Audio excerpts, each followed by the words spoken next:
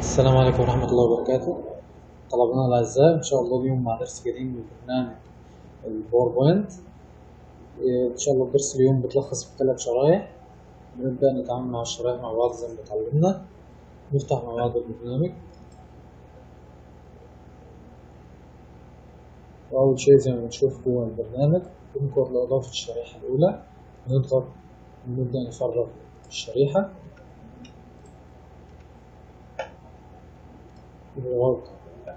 نختار الشكل اللي موجود معانا،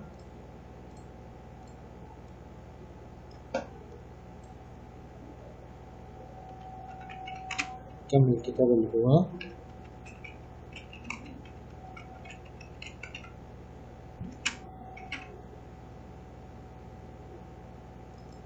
نكبر الكتابة بتاعتنا،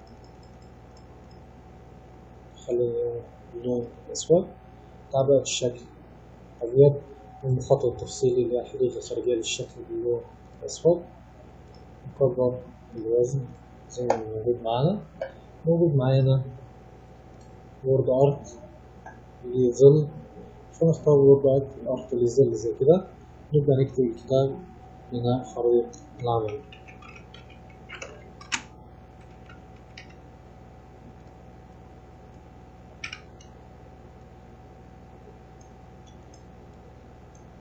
الكتابة معمل لها تحويل بالشكل ده،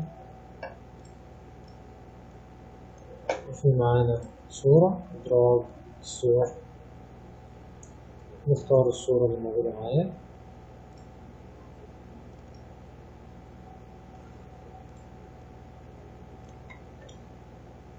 ونختار مع بعض بعد شريحة بشريحة، نختار ليها تصميم، نغير اللون،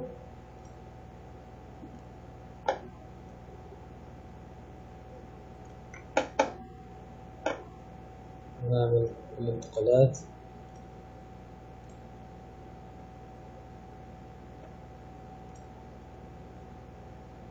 نشتغل على حركات الشكل زي كده،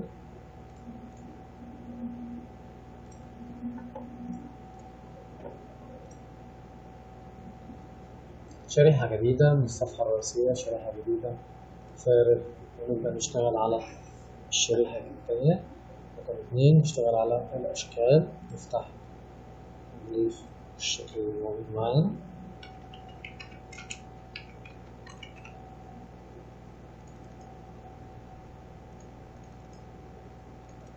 وزي ما عملنا مع الشريحة الأولى بنبدأ برضه مع بعض على الشريحة الثانية، نكبر الكتابة، نعمل الكتابة معانا باللون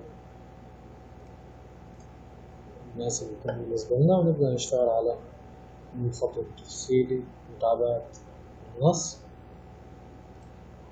المخطط التفصيلي نختاره باللون أسود زي كده،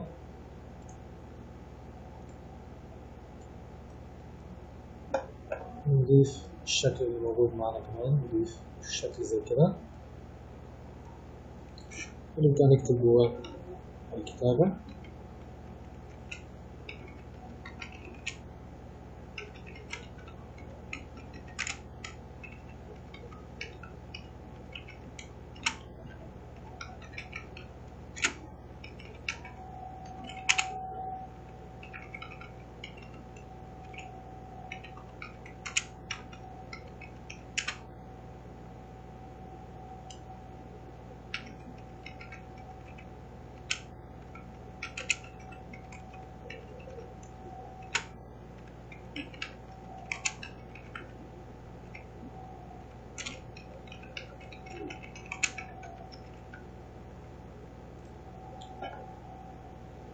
نختار لون الكتابة مع بعض، ونبدأ نكبر الكتابة زي كده،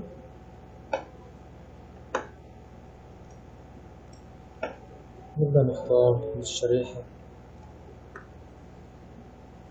التأثير اللي عايزين نضيفه ليها في الانتقالات،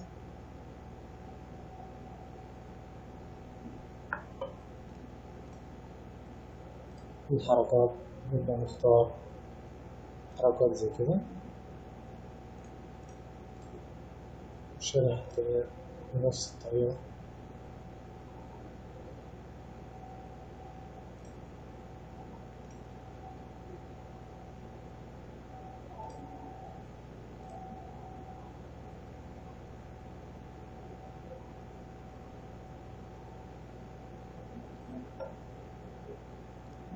الشريحة اللي بعد كده إدراك محتوى شريحة محتوى فارغ. الشريحة التالتة والشريحة الأخيرة معايا إدراك وورد أرت، موجود معانا وورد أرت، نختار وورد أرت زي كده.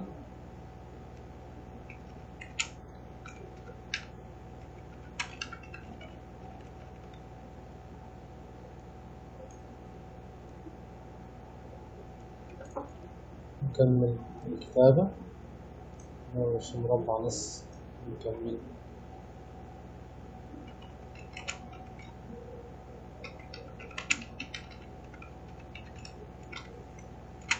مواعيد اليومية.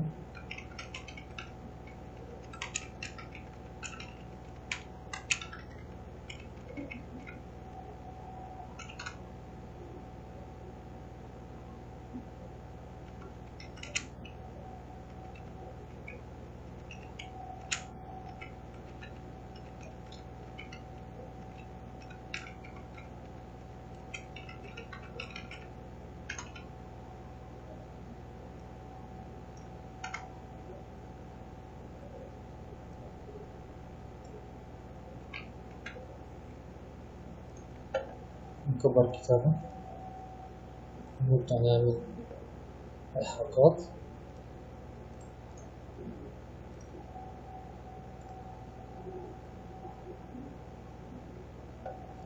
ننفذ طبعا الانتقالات على الشريحة التالتة، منفذناش أي انتقال على الشريحة التالتة، نبدأ ننفذ انتقال زي كده. نشوف مع بعض العرض بتاعنا.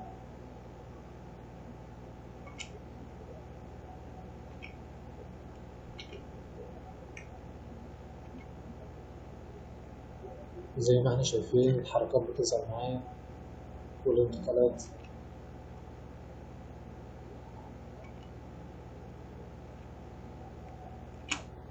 شفنا مع بعض الانتقالات وشفنا مع بعض الحركات سواء التوكيد أو الإنهاء. نخرج من العرض وكده. يبقى التمرين بتاع اليوم إن شاء الله خلص، والتوفيق للجميع إن شاء الله. السلام عليكم ورحمة الله.